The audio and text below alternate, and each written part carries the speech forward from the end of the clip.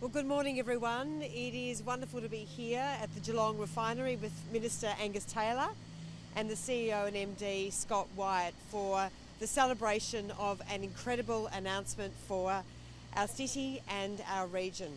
Our fuel security package is so incredibly significant for local jobs, for our national security and of course for better quality fuels. This is a really important part of the Morrison government's investment, not just in our city but in our nation, and I'm absolutely delighted to be here celebrating this great outcome for workers here in Geelong. Some 700 workers are here based at Viva Energy's Geelong refinery. I'm now going to hand over to Scott and then to the Minister.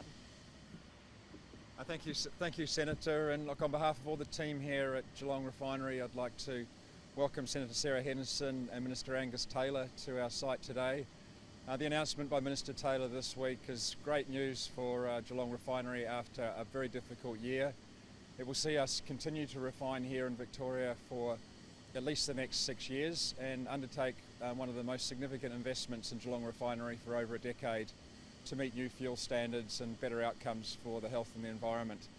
We're really proud of what we do here at Geelong. We make over half of Victoria's fuel, about 10% of the country's fuel requirements, and as I said before, the announcement this week is just fantastic news for the site and for all the team here at Geelong. Thanks very much, Minister Taylor, for your support of the sector and our refinery, and welcome to the site. Well, thanks, Scott. Great to be here with you. Great to be here with Sarah, who's a hard-working senator who is a great advocate for this region. And it's great to have had the opportunity to work with Viva to get to this point now where yesterday, subsequent to our announcement of this package, Viva committed to the future of this refinery, just as we saw with Ampol yesterday committing to the future of their refinery at Lytton in Brisbane.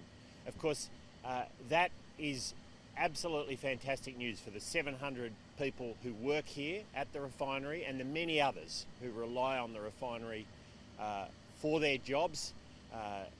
Places like Lyondell Brazil, right next door, where you've got workers who rely on the refinery for their jobs. But it's also incredibly important for all of those Australians who rely on fuel for their work every day. So whether you're a truckie or a tradie, a farmer, emergency services worker, you need that reliable, affordable supply of fuel. And this package is about ensuring that that is in place when it's most needed. In a more uncertain world than we've had for a long time, we've seen what's happening in the Middle East now. We saw what happened to a fuel pipeline in the United States with a cyber attack just last week. This is a world where having access to fuel when you really need it, having self-sufficiency when you really need it, is enormously important. So it is great news to see this commitment from the refineries to their future. Now, there's a couple of features of this deal I do want to highlight. Number one is it is structured carefully, so we pay the refineries when they really need it in those very tough times to make sure we've got the fuel when we need it. But if things are good and the refinery's doing well, they don't need taxpayers' money, and that's a very important part of the way we've put this together. It's good for taxpayers and good for the refineries.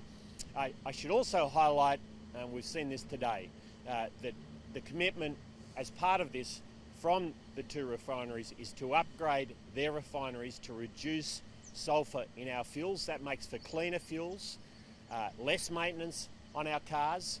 We can get higher grade cars into the country, engines into the country, but also importantly, this is very positive for health outcomes, and we've had estimates of about $1 billion of health outcomes that are improved as a result of having the lower sulphur fuels, and that is great news for all Australians.